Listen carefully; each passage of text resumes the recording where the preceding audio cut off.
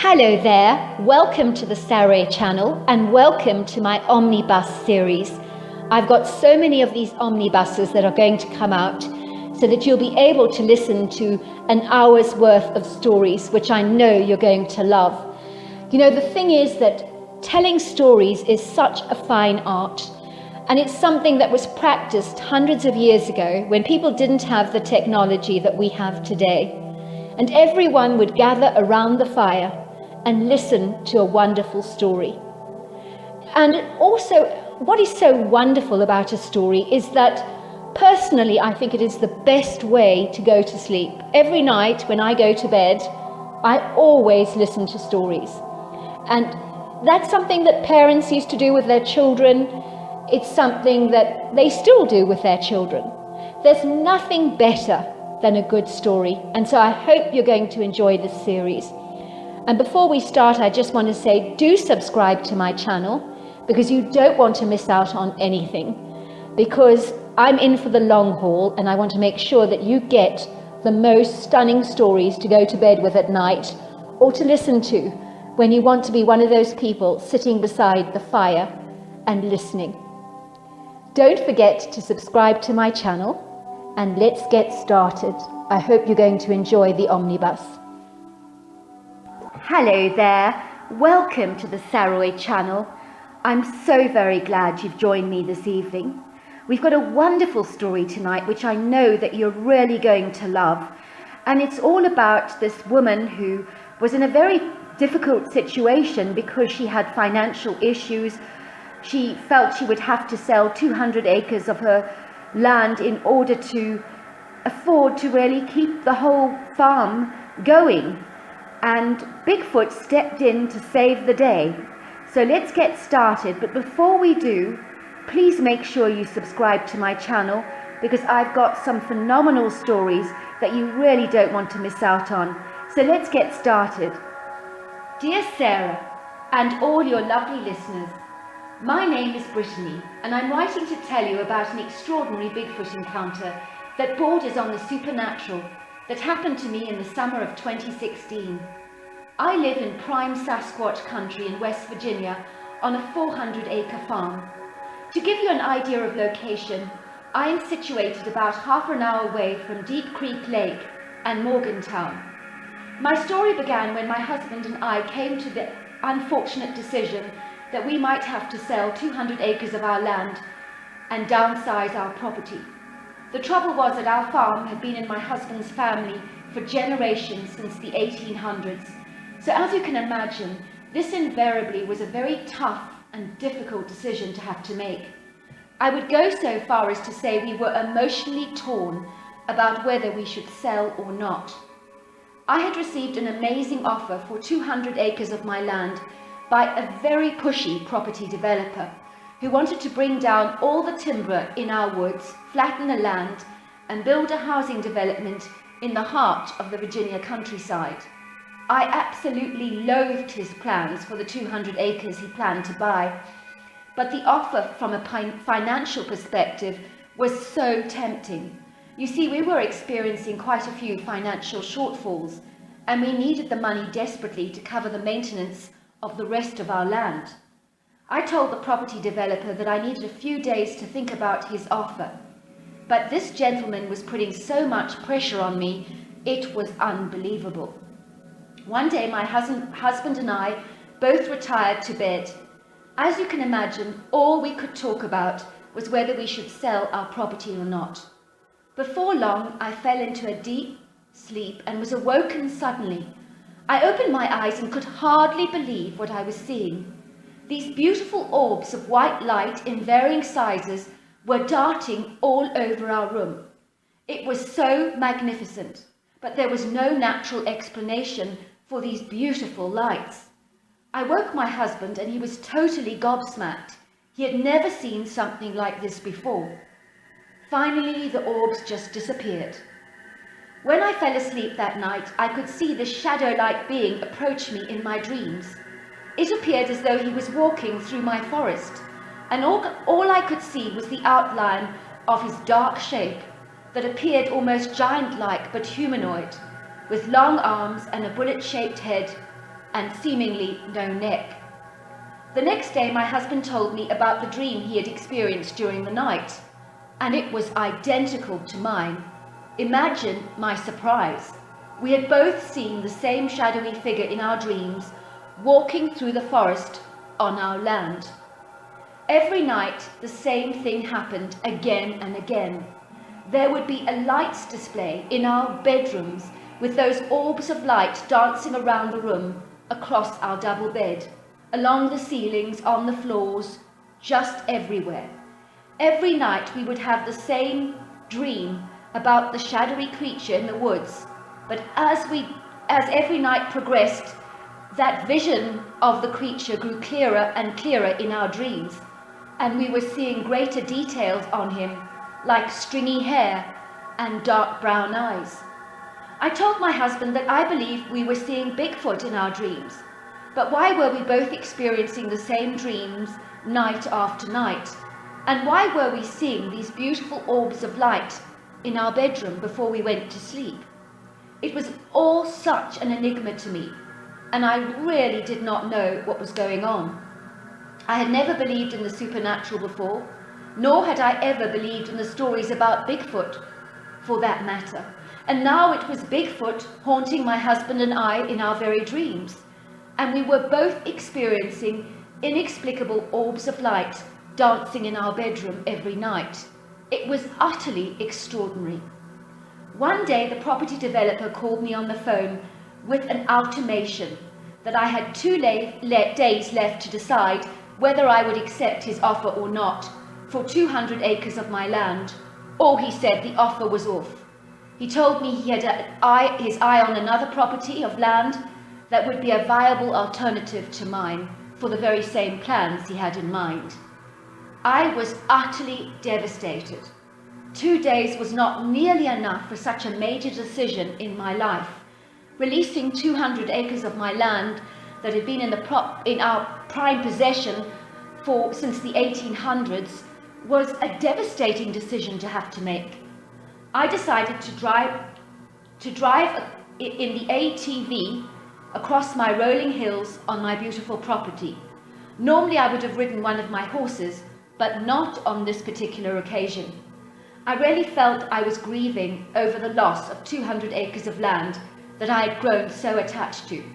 Why did financial issues force us into this dreaded decision that would truly end up breaking our hearts? I could feel the tears sliding down my cheeks, and before I knew it, I was sobbing violently. I was out of control. I could not stop crying. I parked the ART and walked through the wooded area of our land. I watched a squirrel darting up a branch, and he stared at me with curious eyes. I spoke to him out loud. "What do you think, Mr. Squirrel? Should I sell 200 acres of my property? What do you think about that? Is it a crazy idea or what?" Suddenly I heard a loud rustling sound.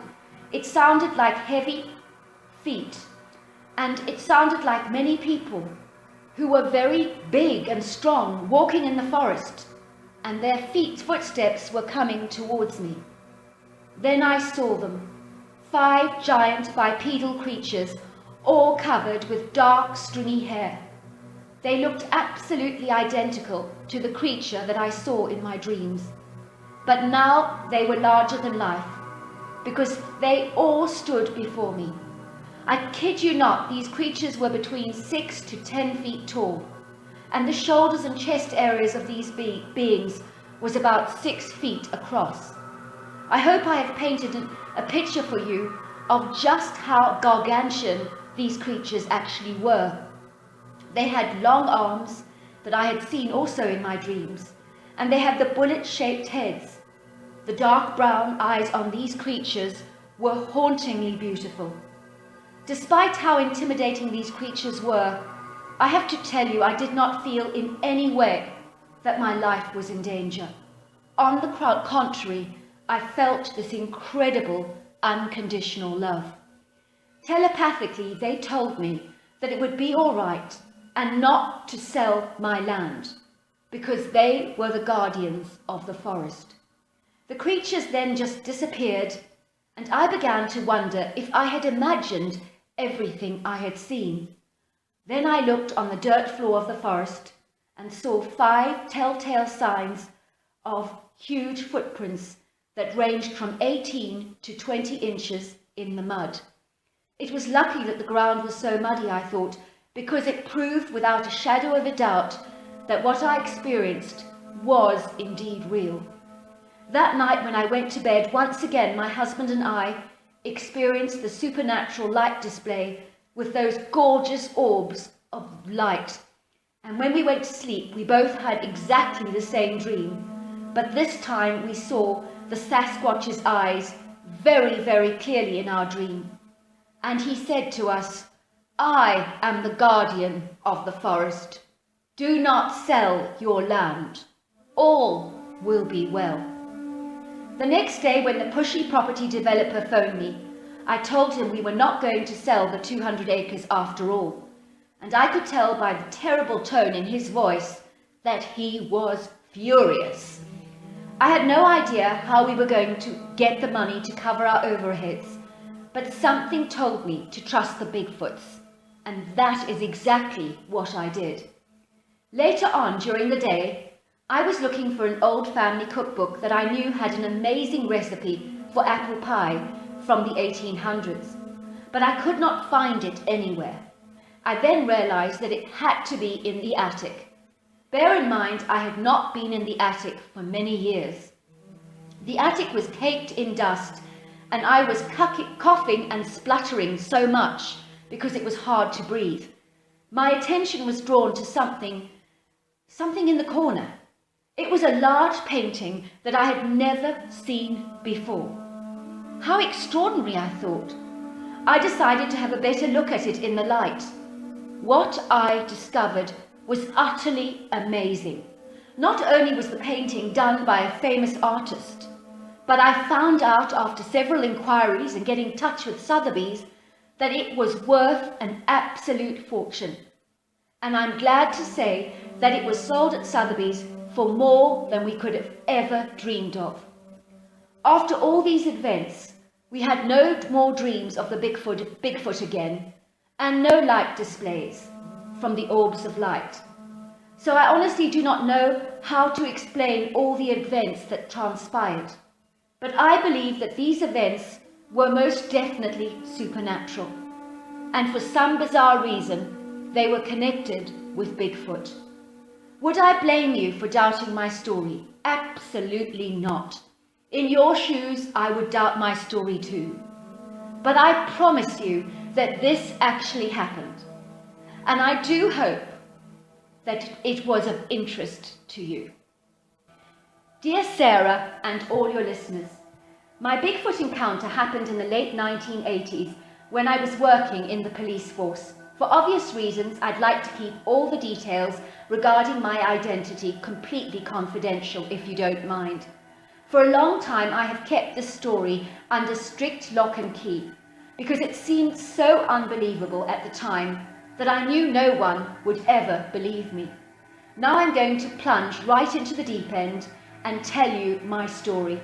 And believe me, it's a phenomenal story to have to tell. It was on a Friday night at about 12:30 in the night that I got a call from a farmhouse situated in close proximity to the Big Pool Mountains near Clear Springs in western Maryland. The woman on the other end of the line had been traumatized by an intruder who she said was scaring her half to death. When I arrived at the property, the woman and her husband, both wearing dressing gowns and slippers and clutching hunting rifles very tightly, came running towards me, looking at me with desperately frightened faces that were drained of all their colour. They were both utterly terrified and convinced that something was trying to kill them. The woman explained that she had heard the most terrifying banging sounds all around her property. It was like nothing I have ever heard before, she said, and even Frank here, she said, referring to her husband, he has never been frightened of anything in his entire life, but he was too frightened to go outside to investigate, despite the fact that he's armed. She continued, We could see this large black mass gliding across the lawn that surrounds our property. And he was massive. He was like a bear. But it wasn't a bear. He was squashing his face against every window and looking in every room of our house. And when he saw us, suddenly the woman started to sob violently, so that her husband graciously intervened on her behalf by continuing the story. The creature, he said very solemnly, whatever that ghastly thing was, it was enormous. Our bedroom window is 8 feet off the ground, and he was slouched over. Can you imagine that? How tall was he? He was slouched over and he was staring in at us with these ghastly, evil-looking red eyes. Then he let out the most hideous growl I have ever heard in my life. It just went right through me. That growl, I mean. It was the most god-awful sound you can ever imagine, officer. It was just ghastly. Calm down, I said. Is it possible that any kids could be playing tricks on you? You know what kids are like. Absolutely not, said the husband, sounding very annoyed. Do you know of any kid that is well over 8 foot tall, officer? No, I can't say I do. Are you going to tell him, or should I, said the wife, looking at her husband with a deathly white face, growing whiter by the minute. The husband looked uncomfortable and shifted awkwardly on one foot to another, almost as if he had reservations about telling me something. Then he said, well, this hideous creature, whatever he was, he held a human head in his arms, and he placed it close to our window to scare us half to death. It was like he was toying with us, and he was saying, you'll be next on the chopping block, if you know what I mean. As a police officer, the story sounded utterly preposterous to me, so much so that I found it impossible to believe. It seemed totally implausible that any of this had happened. I have to ask you, sir, I said, have you and your wife been drinking or taking any narcotics of any kind? The husband was furious by my suggestion. Officer, my wife and I are teetotal. We have not touched a drop of the stuff in years. And as for medication and stuff like that, we don't take any of that. I'm sorry, sir. I just had to ask. I then told them to go back to the house and I would investigate the area around their property. Officer, urged the man, you really need to call for backup. I strongly suggest you do, because I'm not exaggerating about what my wife and I saw. That thing out there is dangerous and life-threatening. He has already decapitated a human. We saw the head and it was real. I decided to be safe and call for backup. Steve, I said, I've been speaking to this elderly couple here at the farmhouse who believe they're being terrorized by a creature that's walking around with a human head. I could hear Steve cracking up on the other end of the phone. Buddy, that's good, he said. You had me going for a moment. That's a good one. I know it sounds crazy, I said, but that is what they're telling me, and they're very serious about it. Buddy, those people must be smoking something, or their medication has some serious hallucinatory side effects, he said. But in a resigned voice, he said, I'll be there in a moment. See you just now. Once Steve arrived, we immediately walked around the property several times, and finally we were convinced that there was absolutely nothing there, and the elderly couple were worrying about nothing. It must have been their imagination, I thought. Then suddenly we got a whiff of the foulest stench that smelt worse than a decaying human corpse. Smell that god-awful stench, I remarked. Steve nodded, looking very somber. There's something here, he said. I feel it in my gut. Something here is watching us. I nodded. I had had the same feeling too. I had felt eyes on me as well, but I looked around and could not see anything. Then we suddenly heard the loudest guttural growl that was so terrifying that a lion's growl would literally seem like a docile pussycat by comparison. That's how horrendous that growl was. "What the heck is that?" said Steve, raising up his rifle and firing some warning shots in the air. Suddenly we saw this gargantuan, shadowy, dark form making a hasty retreat into the forest, and it literally glided past at such a high speed with the fluidity of a cheetah. "What in God's name is that?" asked Steve, as we ran after the creature with a terrifying fear overwhelming us. As police officers, we were used to harrowing life and death situations, but this was off the charts. There's no way that anyone could feel more terror as Steve and I did in those moments. Steve put in a call for the emergency backup as we were approaching a dangerous perpetrator in the woods, and we gave them the exact details of our location. "We need you here now," we said. "This is very serious. There is a very dangerous predator in the woods. Call for backup immediately." As we entered the forest, we could hear this creature breaking down huge tree branches that a human would need a saw to get down. But this thing, whatever it was, made light work of anything he ravaged. The forest looked like an untidy timber factory as tree branches were scattered haphazardly all over the place, creating all kinds of chaotic-looking barriers all over the forest. Suddenly we heard the warning growl again, and then out of the undergrowth this creature pounced on us, tearing our rifles out of our trembling hands and throwing them across the forest floor in disgust, where they now lay buried beneath thick layers of golden leaf litter. For a moment all was still, as this gargantuan form studied us with blazing red eyes filled with savage hatred, and then one of his long hairy hands, he was bouncing a human head like a golf ball, as if tormenting us. I could tell by his expression that he liked to terrorize his prey before devouring it, and I wondered after the ordeal whether adrenaline in the meat made it taste more delicious for him. Somehow I thought it did. All I understood was that this thing, I know for certain, belonged in the very fires of hell itself. Anywhere else was way too good for him.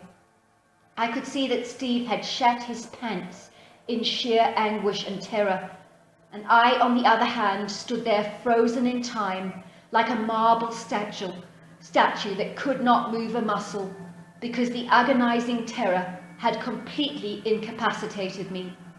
The creature that stood before us was so surreal, he almost seemed supernatural, yet this thing was as real as you and I.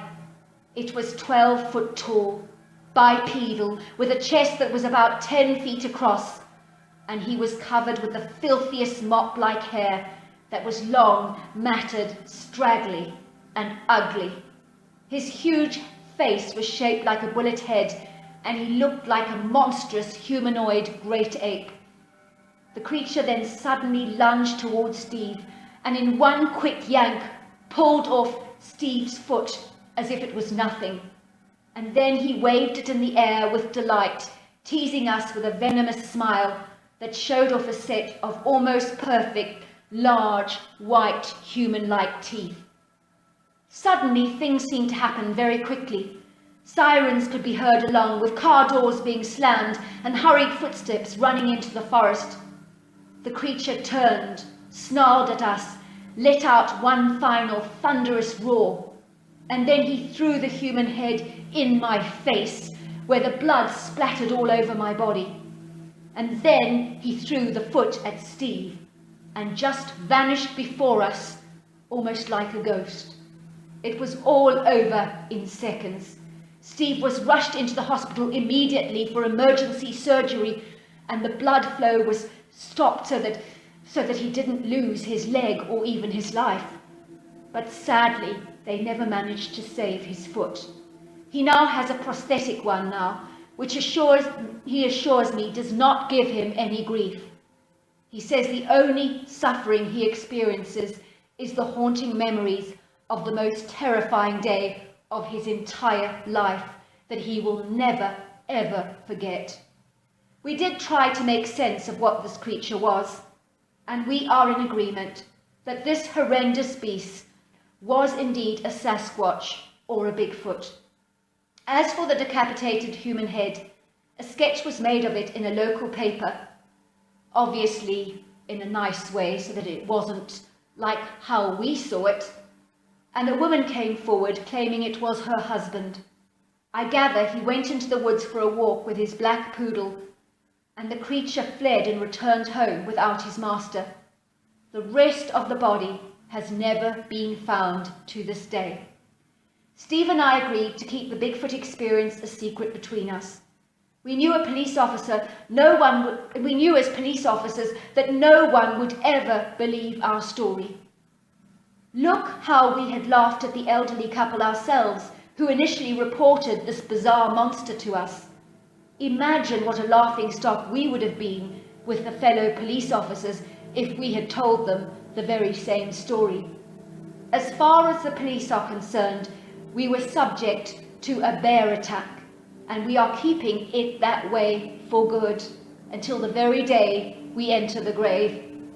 Thank you for your discretion regarding this matter. Hope you and your viewers enjoyed my story, as macabre and as brutally horrifying as it may be. What an amazing story. I absolutely loved it. And we're getting lots of fantastic stories like that coming in. So you do need to subscribe to the channel because you're not going to miss out on any of that, are you?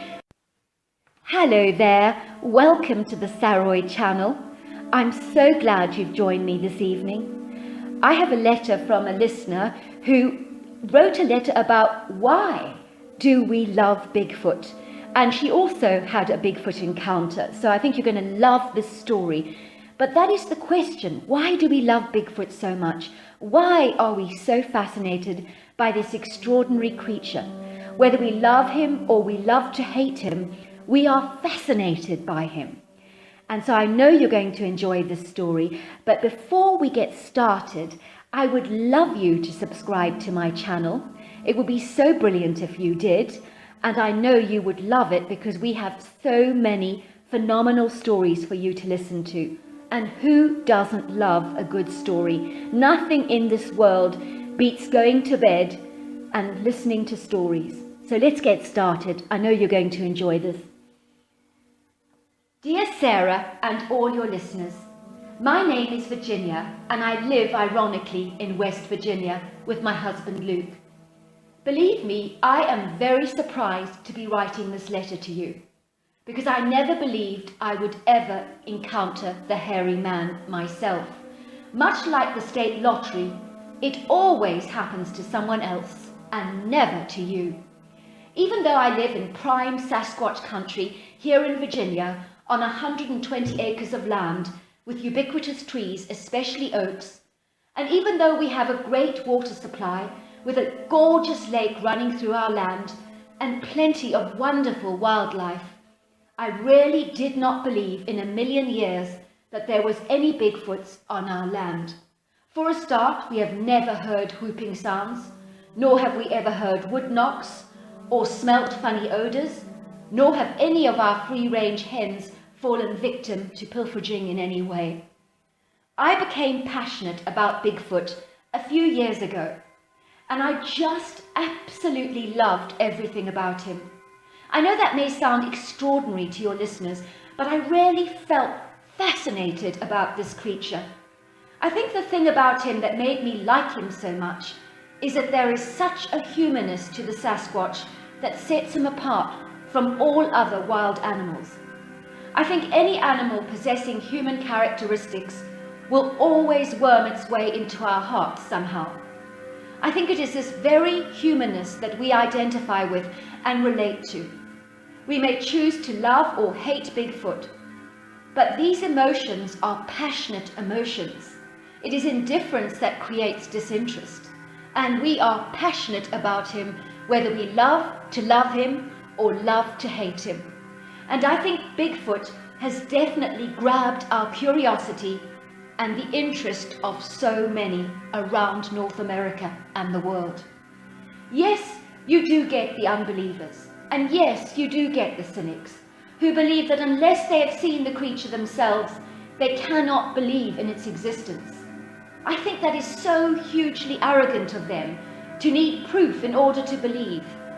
Even to the skeptics, I would say there is so much we do not know and understand, and maybe we never will. But please, I urge you, have an open mind, because anything is possible. Did I believe in Bigfoot? Hell yes, I did. I believed in the creature because he is clever, he is sharp, intelligent, and adaptable, and has mastered the art of disguise to perfection. He knows how to blend in with his environment with ease. Maybe he slips up from time to time, and that is when we may have a random sighting, but maybe sometimes he chooses to show himself to certain people. Why, I do not know. Is there a supernatural side to Bigfoot? I think there very well may be. Maybe this creature knows how to cross the dimensional barrier and can slip in and out of our reality. That would answer so many of the questions many of us have about how he always seems to vanish. Maybe he can operate through wormholes or vortexes, things that are beyond our human comprehension. One thing I have always wondered about him is whether he is telepathic and has the ability to read our minds or even our energy. Possibly how we react to the creature in our minds could ultimately affect the kind of encounter that we would have with the hairy man. Just a thought. Let me give you an example. I used to walk past this house with a German Shepherd every single day, and I would always go up to him and stroke him lovingly, and he would respond to me with such affection. But I noticed that every time anybody else walked past, he reacted like a dangerous animal. But these same people who walked past him were always afraid of him. The same animal reacts so differently to people, and I believe it has everything to do with the energy that we exude.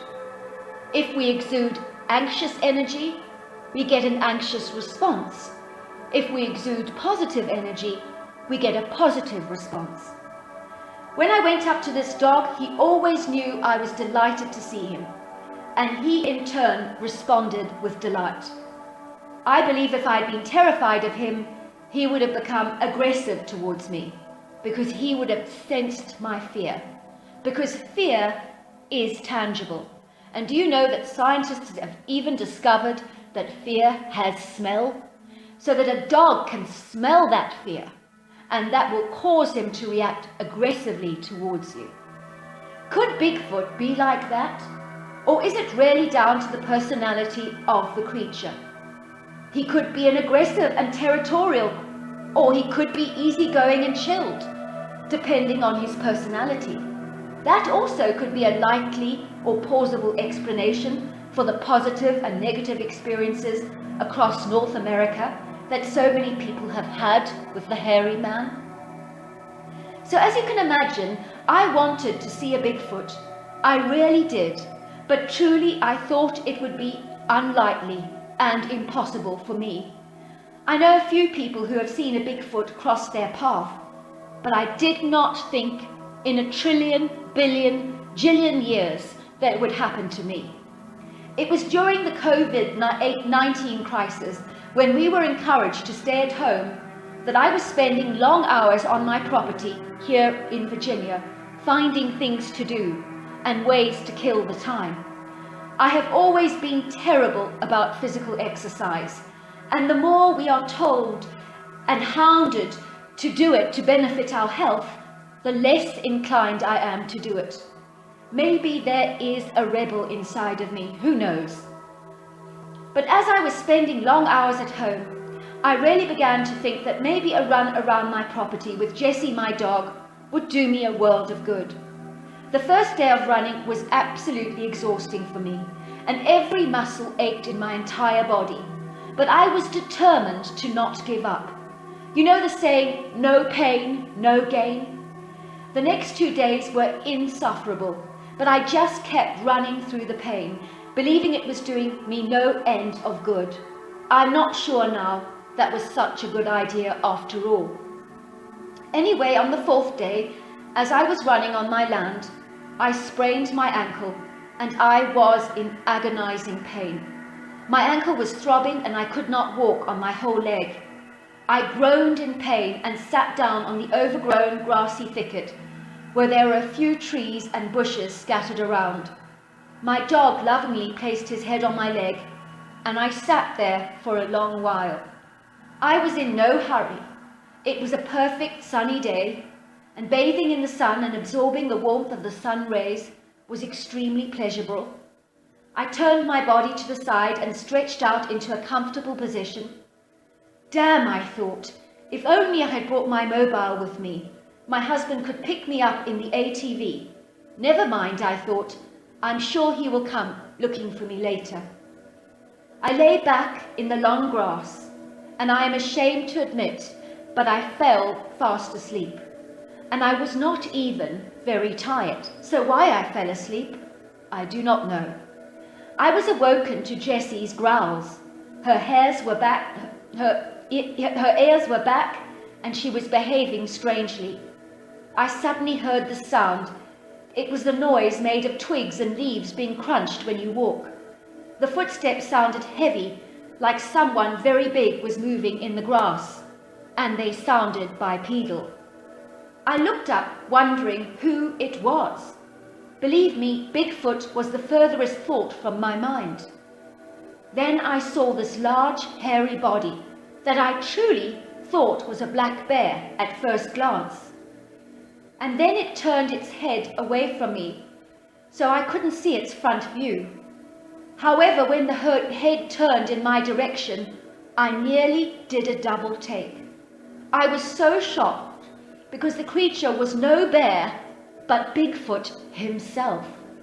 The hairy man was on my property, and I did not know how to react. I was supposed to feel fear, wasn't I? But all I felt was utter and total shock. I even rubbed my eyes to check that I was not dreaming. I knew there were televisions dedicated to searching for this extraordinary elusive creature with no clear visible sightings. Yet here I was, in the middle of the day, staring at this elusive creature who appeared to be oblivious to my presence. Jessie was being very quiet and submissive, which is not normally in her nature, so I guess she was afraid. So what was I seeing? A bipedal humanoid giant form standing at 7 feet tall and covered with stringy black hair. I noticed the chest, shoulders and arms were huge, almost as if the creature was on a course of steroids. By contrast to the huge upper body, the legs and lower torso seemed slim, yet they too, isolated, were impressively big. As for the head, it was like a curvy triangle, and the face was hairless, and the skin seemed much rougher than ours, and more grey-like in appearance. It seemed like the creature was entertaining himself because he had 5 pine cones in his hands, and he was catching them like balls as he tossed them in the air. I marvelled at the dexterity of his fingers and hands, because I could not do that in a million years.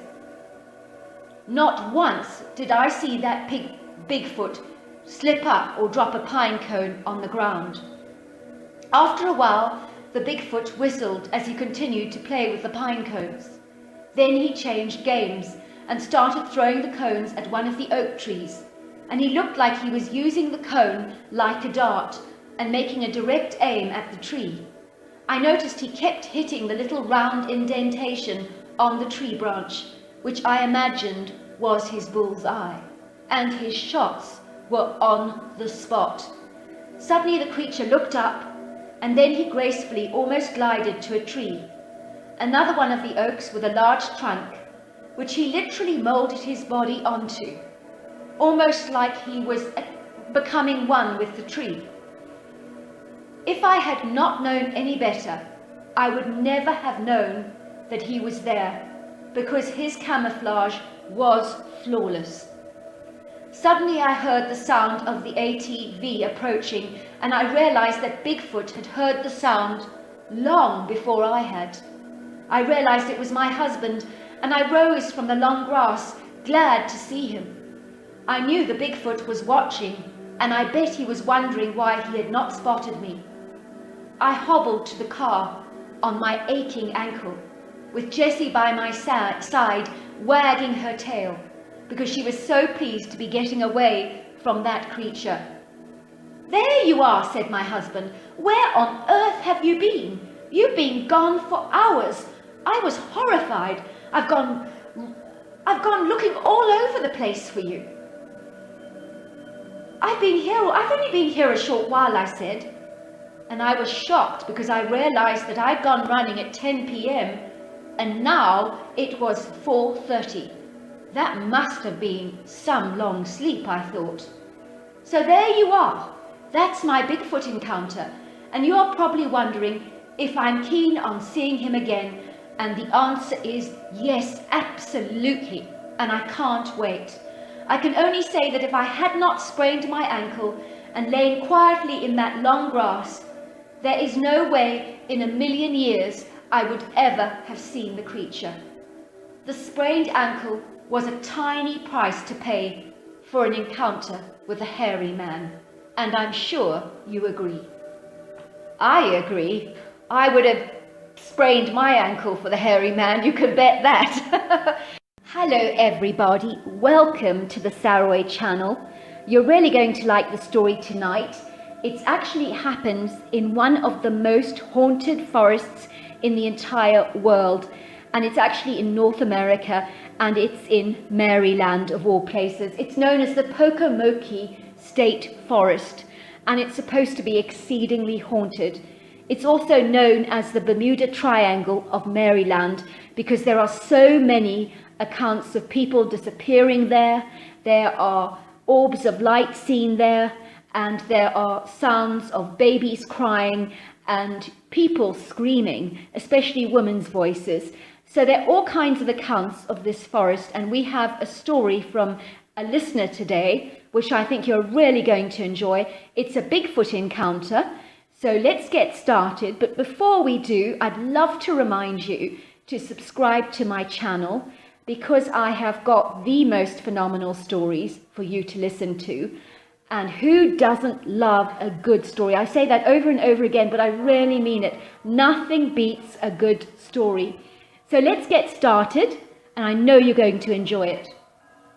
Dear Sarah and all your listeners, my Bigfoot encounter happened in Pocomoke State Forest in Maryland, which is situated close to the small town of Snow Hill and Pokemon City.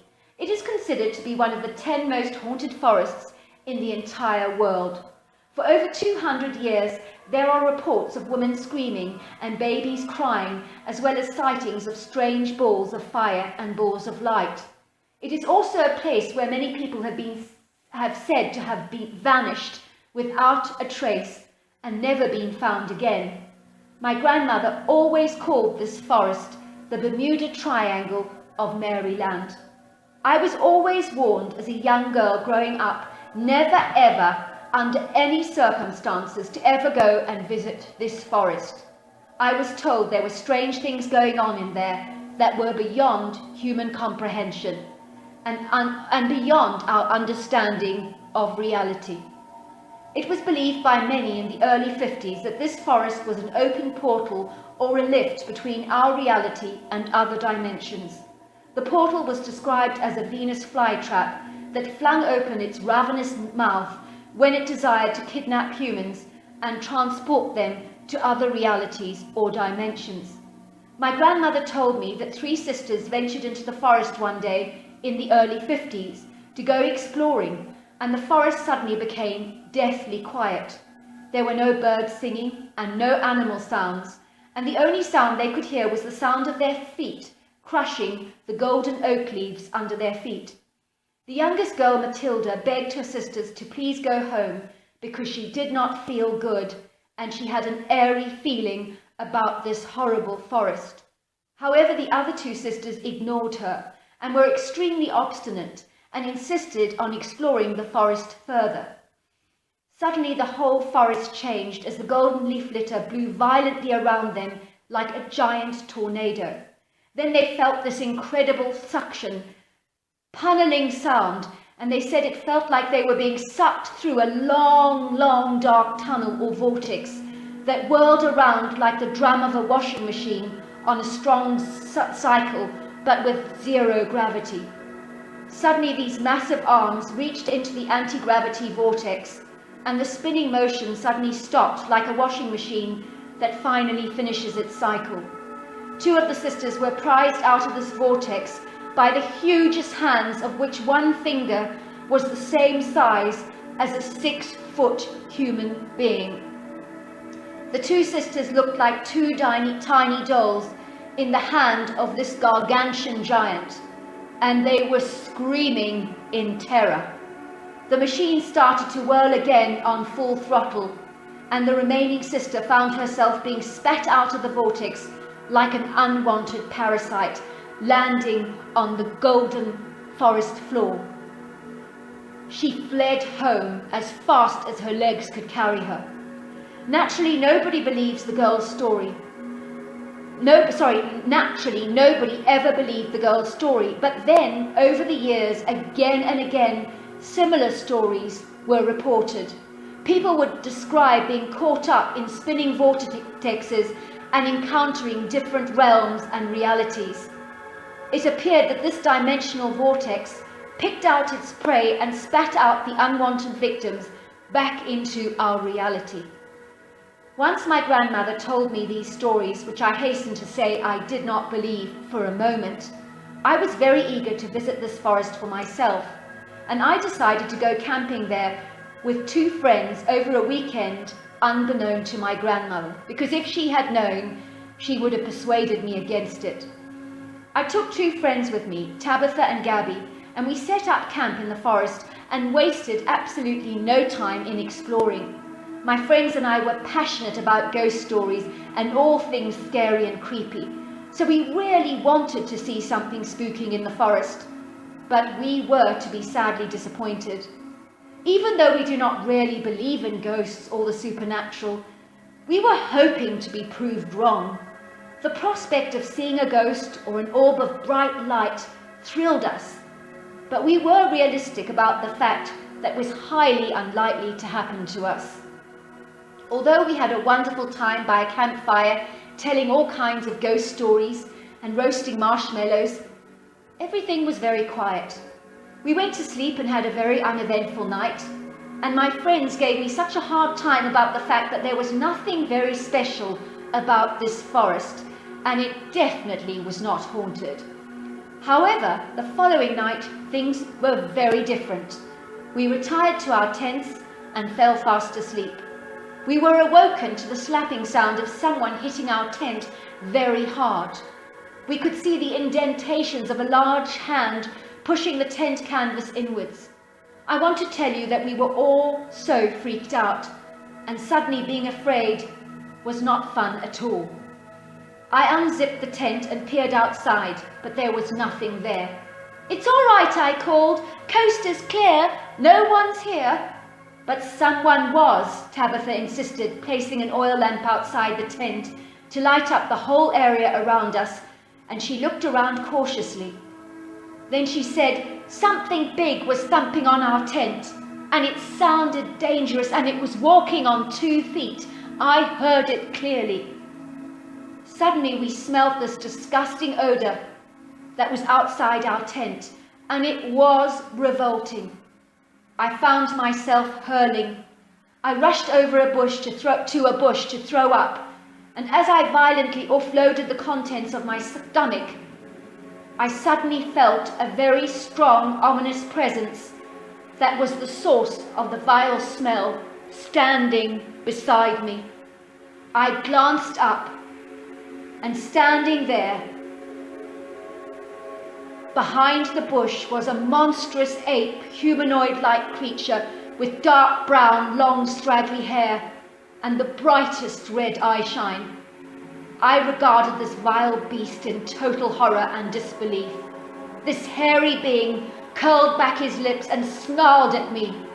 The look he gave me was savage, brutal and fierce, and I knew I was facing a predator that could ultimately kill me with one strike of his enormous humanoid hands. I could even see steam coming out of a very large flat nose that almost looked like a dragon.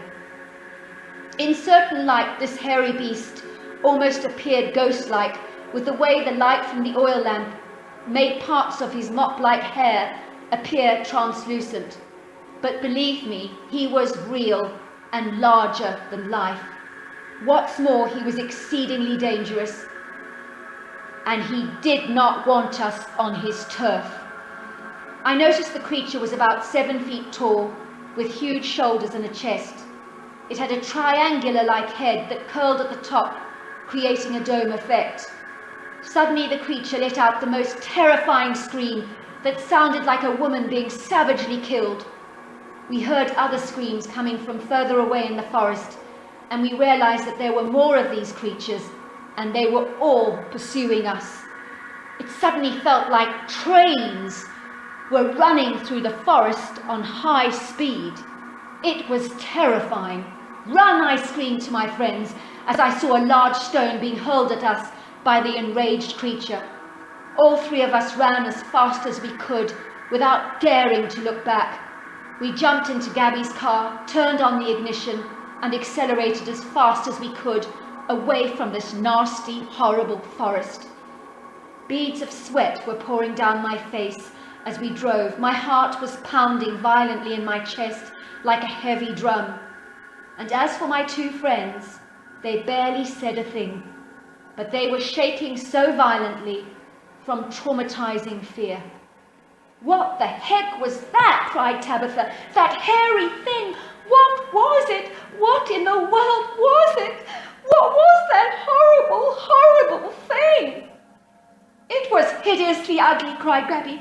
"It was going to kill us. I know it was going to kill us. I felt he was going to kill us."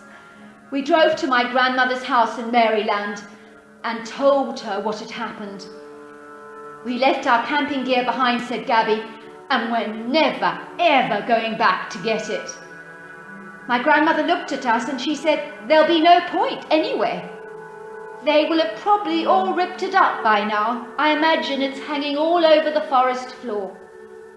"Did I not tell you," she said to me, scolding me, "never, ever go into that forest? Did I not warn you about how dangerous it is? Did I not tell you about the portal in that place?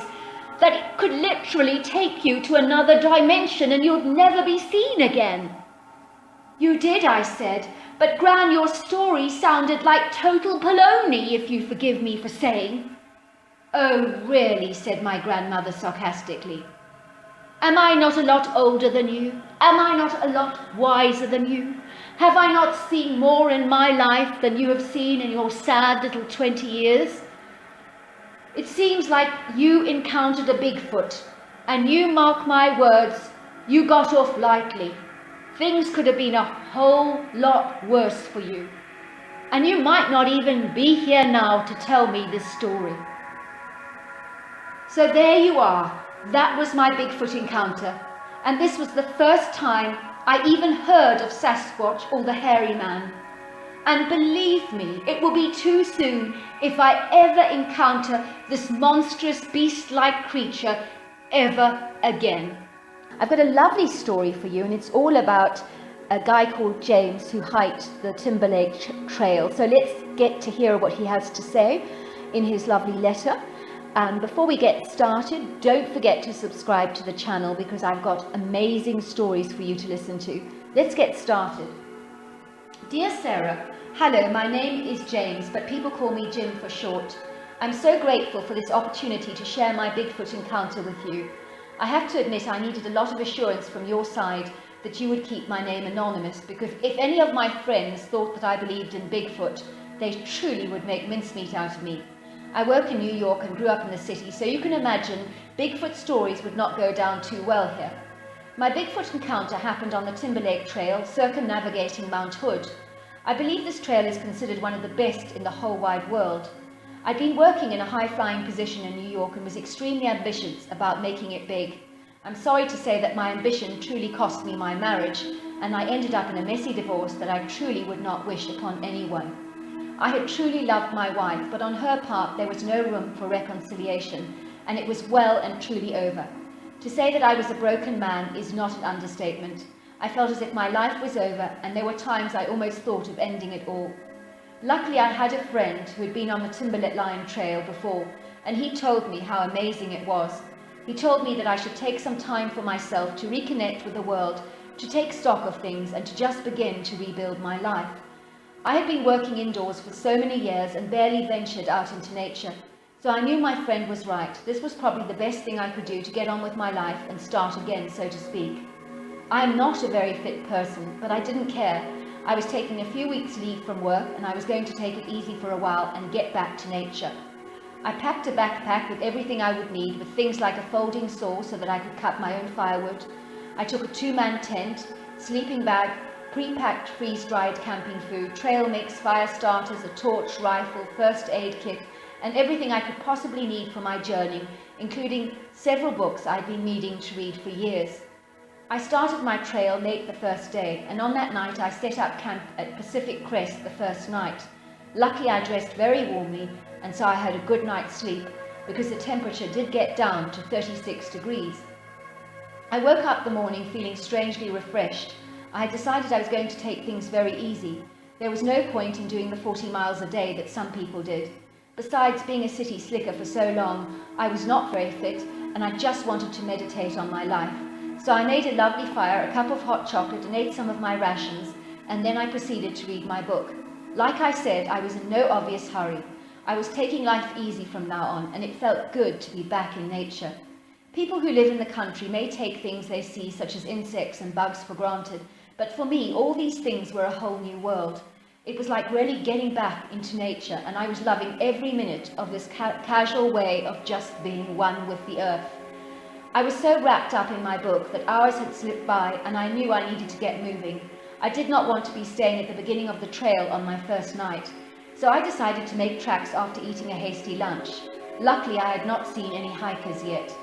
The walking was exhausting and very tiring, and after a few hours, because it was all uphill, I started to get extremely hot, so I removed some clothing. It was at that moment that I noticed the most wonderful camping spot that I so nearly missed. Truly, it would be difficult for a man to notice this clearing, because it was under a ledge, almost like a hidden cave, right next to a beautiful stream. Most hikers will walk straight past it and never ever see it. That was how hidden it was. Also, even if I went back on that Timberline Trail, I doubt I'd ever find it again, because it was that inconspicuous. I was so pleased with my spot I had found, and my body was aching from walking and being unfit, that I decided I would stay at this clearing for a couple of nights. It's unlikely I would be seen by other hikers, so I could read my book, enjoy the landscape, and when I was ready, move on again with the trail. I almost felt like a child again, carefree and just enjoying nature. I realized I'd not even thought about my ex-wife, not even for a moment, because the scenery was awe-inspiring and beautiful, and it was difficult to feel down when the day was so lovely. A couple of nights passed with ease, and I was beginning to feel really relaxed. I was already reading my second book. I decided to get some more water from the stream so that I could boil another pot of warm water on my miniature gas stove, and would you believe it, I tripped and sprained my ankle. The pain was excruciating and I could barely walk, but luckily I had plenty of supplies, a couple more good books to read, and I was in no hurry to get going. I had told people not to expect me back soon because I intended to take my time, and now I really had to take my time because I was not able to walk on this painful ankle in a hurry. Anyway, to cut a long story short, this was when my Bigfoot experience started to happen. That very night I heard whooping sounds very close to my tent, but I'm so out of tune with nature, I did not worry about them. I only became more anxious when I woke up at 2 a.m. with a thumping sound on my tent. It happened again and again, and it was extremely scary. There was no way I was going to look to see what was doing this to my tent. I then heard several grunts, heavy breathing, and then mysterious chattering. Whatever was outside my tent, it was more than one, and I suddenly felt ambushed. I could feel my heart pounding through my chest, and I clutched my rifle, wondering what the heck I was going to do. I truly felt as if my life was in danger, and it was at that moment that I knew I wanted to live. I just remained silent, and I stayed awake until it was light, and when I woke up I found all these sticks around my tent in a large circle. Honestly, I do not know what it meant, and it was scary because whoever did this had intelligence. I was so confused at what was going on, and I did wonder if someone had played a practical joke on me. You see, as a New Yorker, I would never have considered a Bigfoot a contender for what happened that night. The pain in my ankle was still very bad, and there was no way I could get out of here. I did not want to call for help, that would be ridiculous. I could use my sprained ankle as an excuse, but that would be pathetic. No, I thought, I'll give it another night. Somehow the daytime had made me braver, but as nightfall approached, I felt myself becoming increasingly anxious again, but before I knew it, I had fallen into a deep sleep. It was 2 a.m. when I was awoken by loud grunts outside my tent, and then the chattering began. It sounded as if two people were having an argument about something, and since I was the one in the tent, I guessed I was the one that was the subject of the argument. Anyway, I clutched my rifle, opened the tent, and I was determined to be brave. The two creatures looked surprised when I unzipped the opening of my flimsy tent. For a moment they looked at me curiously, and then they began to chatter to each other, almost as if I wasn't there. The creatures were enormous. I felt as if I was looking at King Kong. The muscles just rippled from their bodies. They looked like they lifted weights excessively, like those serious bodybuilders you see on TV, only those men are scrawny by comparison. They had red-brown hair, and it was all over their bodies except parts of their faces that were very leathery. Their arms were long, going down to past their legs, and their gait was different to ours. These creatures were bipedal. They were not human, but also not ape. It's hard to explain, but they were very scary. That is one thing I can assure you. Everything happened in seconds. The larger one of the ape-like creatures looked at me and growled, and he then snarled at me and curled up his lip, exposing his smooth, large white teeth. The message was clear. He was going to hurt me. I felt certain of that. The next thing I did was fire up in the air several loud rounds, and like lightning the creatures vanished. I've never seen an animal move so fast. In seconds they were invisible. They literally jumped over the steep clearing as if it was nothing, and they were gone.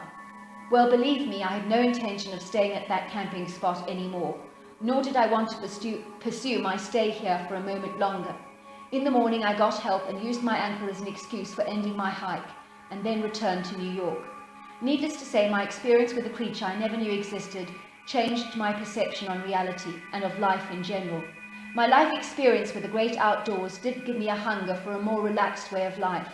And I'm glad to say I gave up my cutthroat lifestyle in New York and moved to Ohio and married a beautiful lady called Sheila, and we now have 2 beautiful children, so I'm a very happy man. My hiking experience taught me that there's more to life than money, and my Bigfoot experience showed me that I really did want to live, and for that I'm thankful. I hope your listeners like my story, and thank you for letting me share it. Regards, Jim. Thank you, Jim, for that lovely story. Well, hello there. I hope you enjoyed the omnibus edition. We've got many more coming our way for you to listen to. Sending you love wherever you are in the world, in North America, Canada, Kenya, wherever you may be. I send you lots and lots of love. Thank you for listening to my omnibus, and I really do hope you enjoyed it, because that's the whole idea about it, is to give you some interesting stories to listen to. So until next time, goodbye and good night.